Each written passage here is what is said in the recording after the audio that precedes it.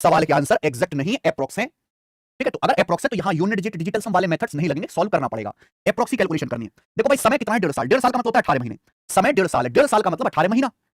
अगर ब्याज half yearly compound हो रहा है, हर 6 महीने में कंपाउंड हो रहा है, तो 6 महीने की 3 साइकिल बनेंगे भाई, 6 महीना 6 महीना 6 महीना हो गया 18 महीना।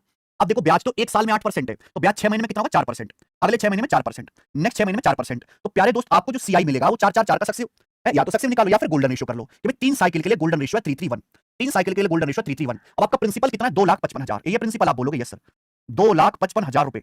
अब इसका 4% लगातार करते जाना है, 2,55,000 का 4% क्या होगा, पहले 2.5 लाख है, 2.5 लाख का 4% 10,000, फिर 5,000 का 4% 200, यानी कि 10,200 रुपए, 10,200 रुपए आ गया। यहां तक किसी को कोई परेशानी बोलो।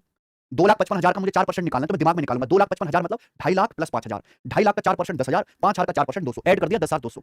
फिर मुझे इस 10,200 रुपए का 4% निकालना है, तो 10,200 का 4% आएगा, परसेंटेज से 2 जीरो कट गया, यानी कि 408 जाएगा, 408 रुपए। क्लियर, बहुत बढ़िया। फिर बच्चों मुझे 408 रुपए का 4% निकालना है, तो 408 की 4 में गुणा कर दो, 1632 मतलब 100 से भाग कर लो, बट 16.32 मुझे आंसर अप्रोक्स में निकालना है, तो 16.32 में 16 लिख लो, 16.32 को आप अप्रोक्स कितना लिख लीजिए, 16 लिख लीजिए, तो 16 हो गया। आप बोलोगे यस सर। अब सीआई निकालना है, सीधी सीधी मल्टीप्लाई करो और ऐड कर दो, सीधी सीधी मल्टीप्लाई कर दो, जोड़ दो, 10,200 का 3 गुना यानी कि 30600, 408 का 3 गुना 1224, और मेरे प्यार में आ जाएगा 16, ये आपका आंसर आ जाएगा सीआई। ठीक है, अब मैं यहाँ पे अच्छी तरीके से देख सकता हूँ कि 1224 में अगर 16 जोड़ूंगा तो 1240 हो गया, 40 हो गया मेरे भाई, ये 12 6 18, यानी कि ये 31840 रुपीज आ गया, 31840 रुपीज। बहुत बढ़िया, देखो ये वाला आंसर आ चुका है, सी ऑप्शन एकदम करेक्ट, ऑप्शन नंबर सी।